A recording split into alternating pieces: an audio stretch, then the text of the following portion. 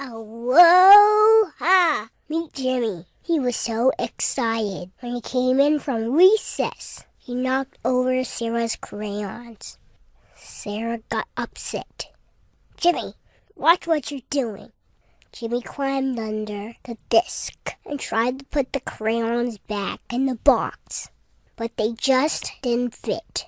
Frustrated, Sarah climbed under the desk to help. Meanwhile, their teacher had been calling everyone to sit down and get the reading books out. Little did Jimmy and Sarah know everyone was ready except them. Then the teacher started clapping. If you hear me clap once, if you hear me clap twice, if you can hear me clap 3 times. Jimmy and Sarah just kept focusing on the crayons. So their teacher came over to them and patiently said, "Please be seated now and get your reading books out." They still didn't respond. The next thing they knew, their teacher's face was right in front of theirs. She said, "Jimmy and Sarah, please step out of the classroom for a time out." Frustrated, Sarah and Jimmy walked out of the classroom. Sarah thought, "I didn't do anything wrong." They sat down outside of the classroom and growled at each other. "Quiet!" their teacher yelled from inside the classroom. In the quiet, Jimmy recalled something his friend told him. "When you're upset, remember the home breath. You know, Pomo breath." Jimmy turned to Sarah and asked her, "Hey, why don't we do the home breath? You know what our principal taught us." "I don't feel like doing the home breath," Sarah growled. "I'm mad. It's all your fault. We got into this mess." But Jimmy decided to try it anyway. He took a deep breath in and exhaled long. Home.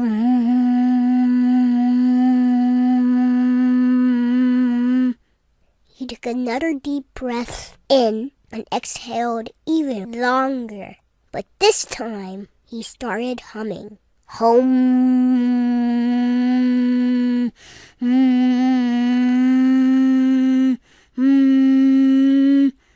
He focused inside his body.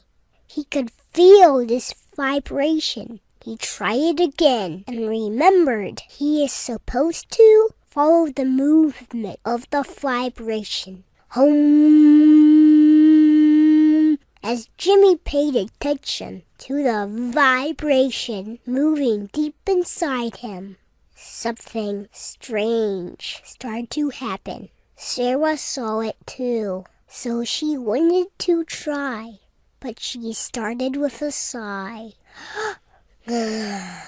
Sarah sighed. Home.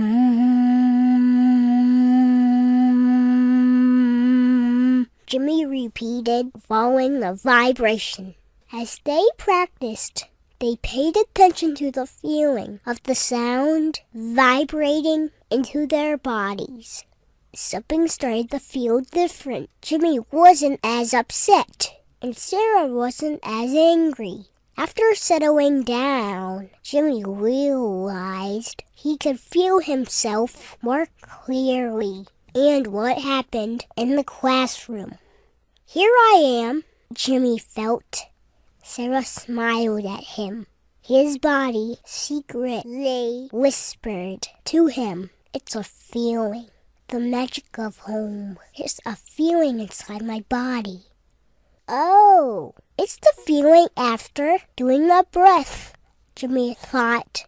When Jimmy felt centered, he became more aware of other things around him. "Wow, I have ears, but didn't hear my teacher.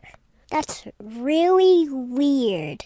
I was so focused on my crayons, I didn't even hear my teacher.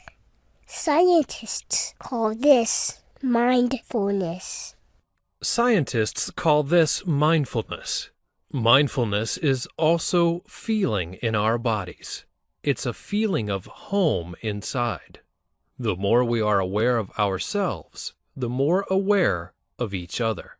Congressman Tim Ryan says research done with 200,000 students who took time to practice mindfulness improved in emotional and social behaviors. Even reading and math scores improved. Scientists report with practice and time, grades improved. 11% test scores and 10% good behavior went up. And 10% antisocial behavior went down. Attention span, mental discipline, empathy, and problem solving also improved. Neuroanatomist Dr. Jill Bolte-Taylor says kids feel more than think. That's why we do mindfulness with the home breath. Through a feeling in their bodies, children can understand and remember better. This saves time, too, because teachers and parents can ask children to recall that sensation of home. Explain that this home is different than the house we live in. After practice, we can be reminded by just saying, "Find home." Things work better between the mind and body when they work together. Kids feel to understand. When mindfulness is related to a sensation, it is easier to recall. Our sensations mingle with the senses and cognition to sort out information. This embodied cognition produces executive functioning. The integration is the sensation of home. It's hard to do the home breath when we're upset, though. So it's very important to practice before we're upset. Find home. Then practice listening from home.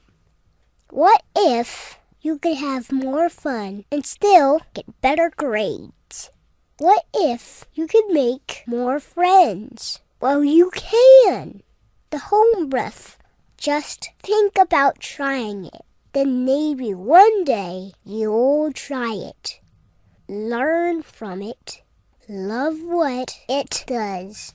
And watch your grades and friends grow. Mahalo for listening. And teachers or parents, if you would like more information about mindfulness lessons through the body, check out the book, A New Sensory Self-Awareness, or go to wellnessthroughmovement.com. Aloha!